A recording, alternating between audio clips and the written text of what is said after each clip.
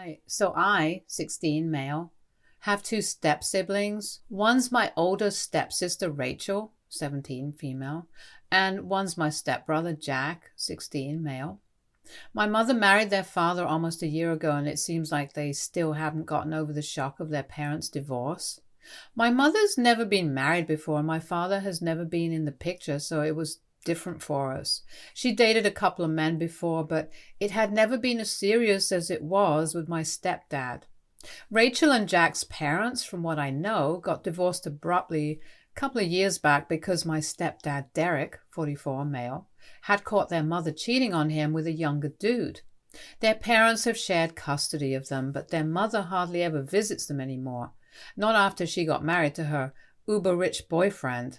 Now, she's just too busy with her luxurious vacations to come see her kids. She Skypes them every 2 weeks and thinks that is enough, which is also probably why my step-siblings are so cranky all the time. Their parents separated almost 5 years ago, so it's not as if the divorce took place recently. But for some reason, they still like to act very touchy about it. I'm not saying that they're not allowed to be hurt, but I just don't buy their little act, and they seem to hate me and my mother as well.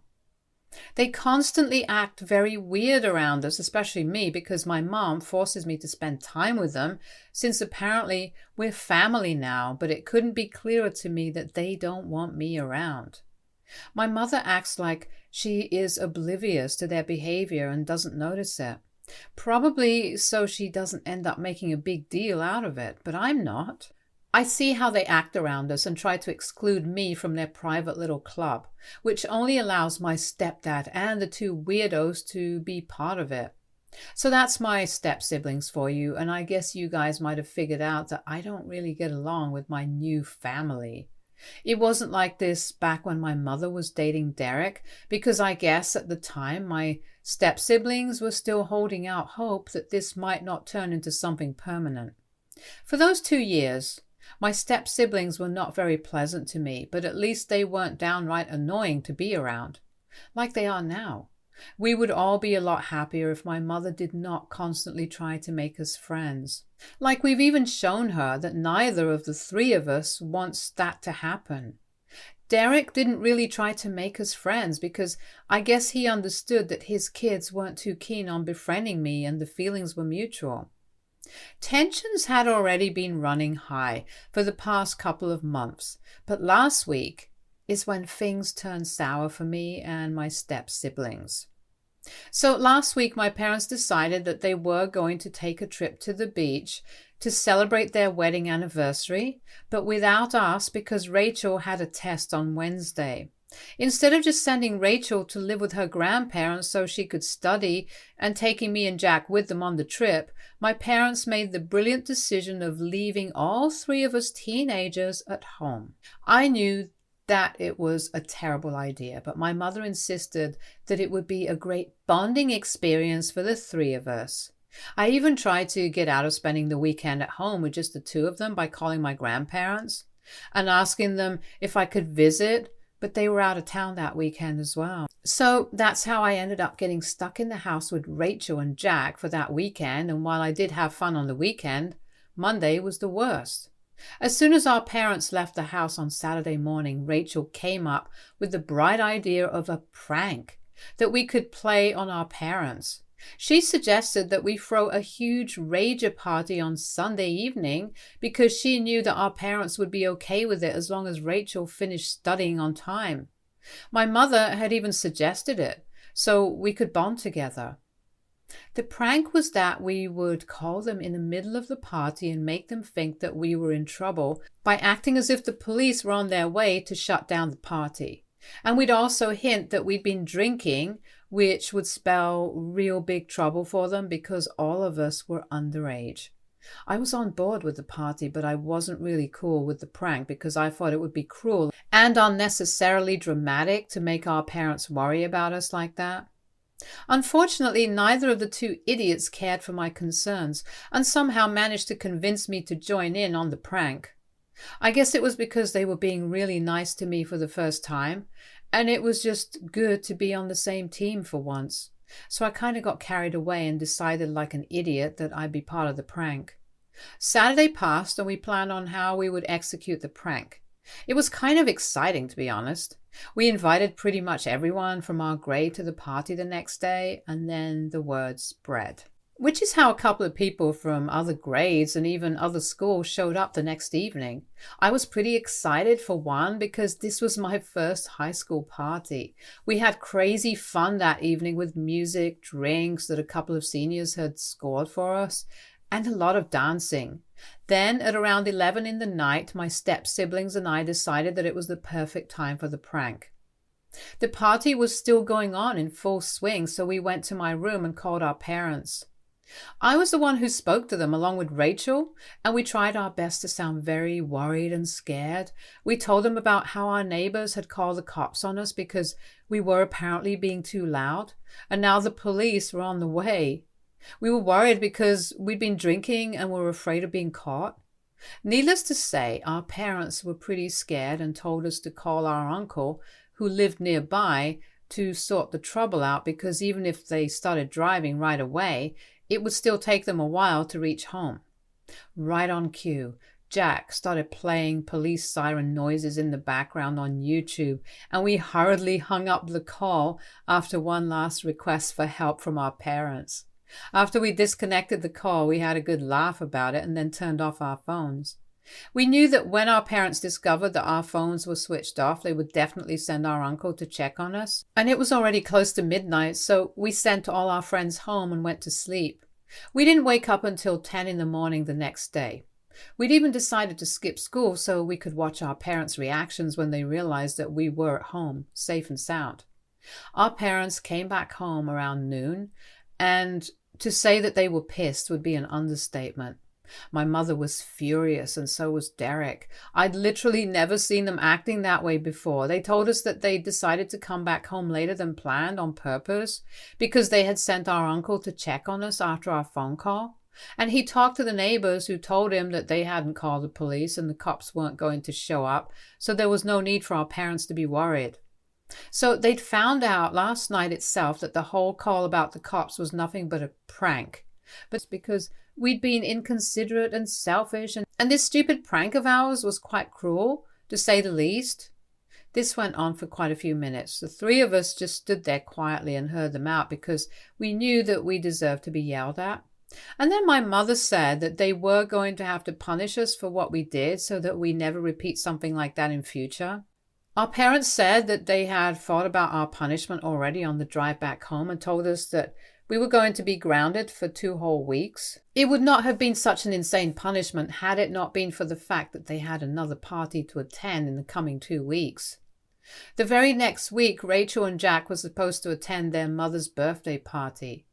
They had been planning for it for almost 3 weeks now and were really excited for it because their mother's parties were almost always legendary, ever since she married her rich boyfriend. And if they didn't meet their mother now, they would have to wait for several weeks or maybe even months to get another opportunity to see her. Rachel and Jack immediately started begging our parents not to do this to them, to delay the punishment or something. But our parents were pretty firm on this. Rachel even tried to cry her way out of it, but her dad did not care about it. I personally thought that this was not that harsh of a punishment, but that was probably because I didn't have anything at stake here. Derek even told his kids that he was going to call their mother and tell them that they would not be attending her party because of the stupid prank that they decided to play. I was trying not to say anything and just accept my fate, even though my own mother was glaring daggers at me. But out of practically nowhere, Jack piped up and said that he didn't understand why the two of them had to suffer for something that was my idea entirely. It took Rachel a few seconds to catch on to her brother's plan, but as soon as she did, she wiped her tears and started telling our parents that they didn't even want to go through with their prank or even the party, but I had insisted on it. I looked at them with shock on my face because I had not been expecting them to throw me under the bus like this. My mother also seemed just as shocked as me because I had never been the one for parties or pranks or crazy stuff like this. Only when she asked me if this was true did I snap out of my daze and manage to tell them that it was absolutely not true. I was still reeling from the shock of my step-siblings betraying me like this after we had so much fun just the previous evening. I was angry and hurt, and it just got 10 times worse when Rachel doubled down on whatever they were claiming and told her dad that I was lying and that this was all my idea. Then I lost my temper. And here is where I might have been the a-hole. All three of us go to the same high school, and I do see them around school a lot. It's not like we hang out or anything, but I do get to hear things. In fact, Jack is actually in my grade, so I know a lot about him and how he is at school. Rachel happens to be very close friends with my friend's brother, so I knew a couple of things about her as well. Like she'd been hanging out way too much with some guy who had almost graduated college and had even been going on dates with him. I'd also heard from my friend that she was flunking out of bio in a majorly bad way. As for Jack, he'd been skipping school almost every other day to go hang out with his friends, all of whom happened to be the stoner weirdos. I hadn't told our parents any of this for 2 reasons. The first was that what my step-siblings did at school was none of my business, and secondly, because I didn't really want to come off as a tattletale. So I'd kept my mouth shut about it for so long, but as soon as Rachel and Jack began to blame me for the party and the prank, I decided to bring out these facts and see what our parents had to say about it. I announced it to them, and just so they wouldn't doubt it, I even told them that they could call the school right now to confirm it. I could even call someone from our friend circle and they'd confirm it for them. Rachel looked scandalized and tried to deny it vehemently, while her brother just stood there dumbfounded because neither of them had been expecting that I'd come out and tell their dad the truth. Derek looked really uncomfortable and took his kids to another room, and I watched it all happen, which really felt satisfying at the time. But when I turned to my mother, she looked really disappointed in me and told me that I hadn't done the right thing by tattling on my siblings. I tried to defend myself and told her that they were the ones trying to get me in trouble first for something that I didn't even do, because the prank idea was all them, and I'd been really against it when they suggested it. Even then, my mother just looked at me with disappointment and then went into the room that Derek and his kids were in. I stood there in the living room by myself for a while, and I could hear Rachel and Jack screaming at their father while he yelled right back at them. I wasn't sure, but I think my mother was trying to defuse the situation. After listening to the screaming for a little while, I went up to my room and locked myself in because the look on my mother's face made me feel really bad about myself and whatever I had done. I didn't intend to get my step-siblings into that crazy kind of trouble that they did. It just slipped out of my mouth because I was really upset with them for stabbing me in the back the way they did. That entire day, I just stayed in my room and only came down for lunch and dinner. My mother and I were the only people who were having dinner at the table because everybody else was in their rooms. Derek was in his room by choice because he didn't want to be around me for a while, but I didn't know if the others were in their rooms by choice or because they had to be. It's been almost a week since the party, and I feel like I'm reliving the same day over and over again now. Every day I go to school on the bus, but Derek drops Rachel and Jack to the school, picks them up when it's time to go home. To most people, this would seem like he's playing favorite with his kids, but I know that this is actually their punishment. In our school, only the little kids come to school with their parents and a couple of middle schoolers. Anyone being dropped at school by their parents in high school really gets made fun of, so most people either get dropped a block away or take the bus like me. It's a thing, but Derek drives right up to the school building, which is embarrassing for his kids to say the least. His workplace is near our school, so occasionally he's even been dropping by during lunch to confirm if his kids are still in school or not. Even after school ends, they're not allowed to stay back for any co-curricular activities and are supposed to come back home straight from school. Jack has had to put football practice on hold, and Rachel has quit the band altogether because she can't afford to skip practice and still keep up. And even when they are at home, none of them look at me and pretend like I'm invisible. They're still not having dinner at the table, and my mother and I are the only people who eat together now. Yesterday, while having dinner, I finally asked my mother how long this was going to go on for because I was beginning to feel really guilty. It was my fault that Rachel and Jack were having to live their life like zombies. They weren't allowed to have any fun. They weren't allowed to go anywhere apart from school. And it had been a week since everything had happened. I felt like if this went on longer, the guilt would just keep building up inside of me. So I had to ask my mom what was the plan. And eventually, because this couldn't go on forever, and I knew that. To that, my mother told me that this wasn't really up to her because Derek would know better how to deal with his own kids, like she'd know how to deal better with me. So they weren't going to interfere in the way they raised their kids. She said it bluntly and without any expression on her face, so I knew that she meant business, and Rachel and Jack were pretty screwed right now. After last week, my relationship with my mother has also been pretty strained. She doesn't behave with me the way she used to before, and I can tell that she's mad at me for what I did. In fact, it seems like the entire house is against me right now. Just because I tried to save my own skin after the other two tried to throw me under the bus for something that was not my fault.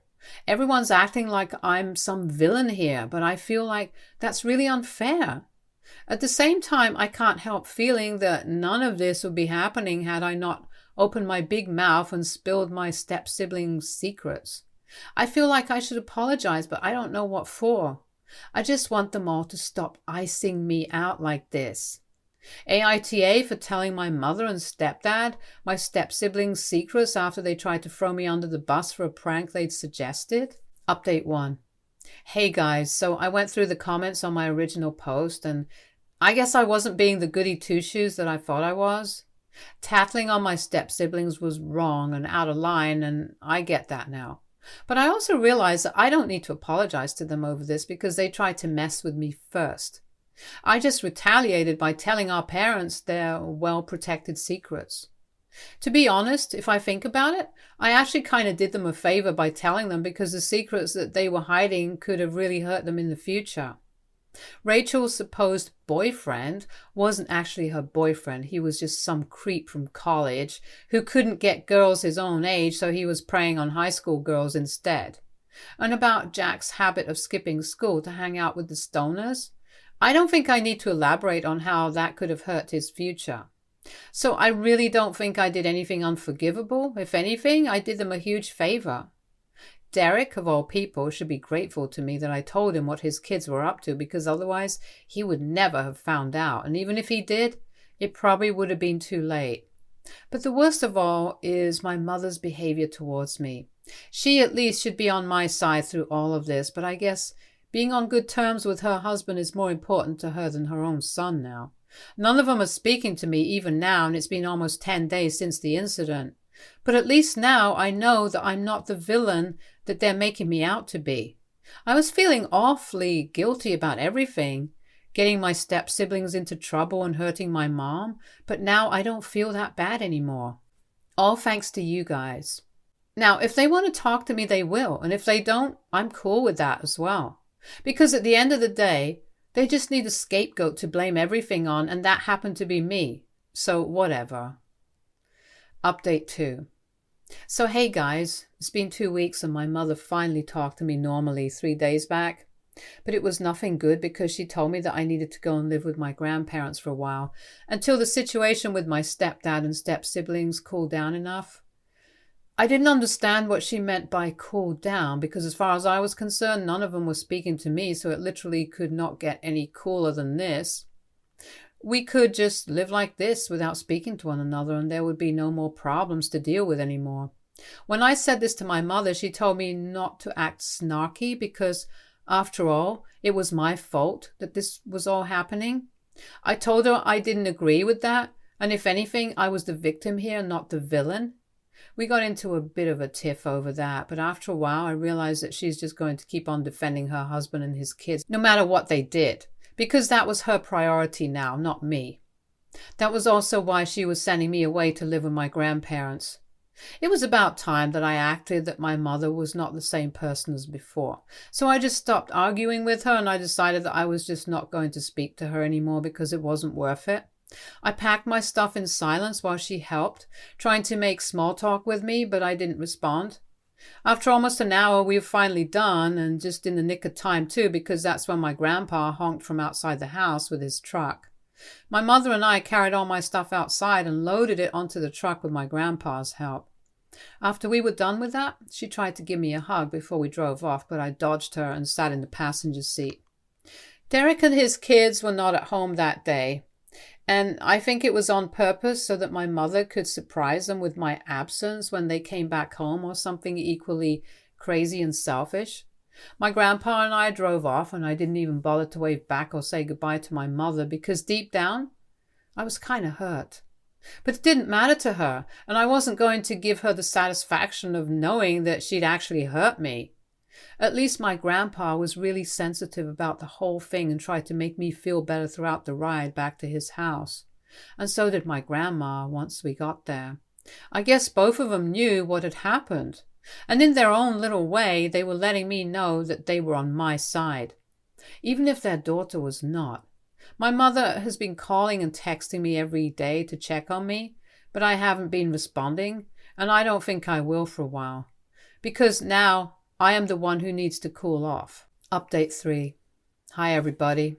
So, I know it's been almost a month since my last update, but I am finally doing better now. And for those of you who are wondering, yes, I'm still living with my grandparents. And that's part of the reason why I'm doing better right now. Last time I spoke to my mother was almost a week ago, and we got into a really terrible fight because she just kept telling me that my stepdad hasn't come to terms with everything yet, and I need to stay away for just some more time. I accused her of putting her new family before me, and the sad part is that she didn't even try to deny it. She just accepted it and told me that that's exactly what she was doing because she finally had a family of her own and she wanted to make things work with them. And she reminded me that it was, after all, my fault, so I had to pay for it as well. So essentially, I was just being punished for telling the truth and trying to save myself. After she said that, I just hung up. She'd been promising me almost every other day that she would talk to Derek and make him see that I needed to come back. She said that she would convince him and also my step-siblings to make things right with me, but so far, there had been no results, and it just felt like empty promises after a while. I'd already stopped holding out hope that she would do anything about the situation, but to hear it from her own mouth, that she valued her new family more than me now, was pretty hurtful.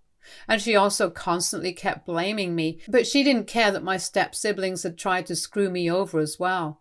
It had become very clear to me that I was just not important to her anymore, and I couldn't keep trying to make myself believe that I was somehow. So to detach myself from her, I decided to block her everywhere and cut her out of my life altogether. It was difficult, but I managed to do it, and I cried a lot that day.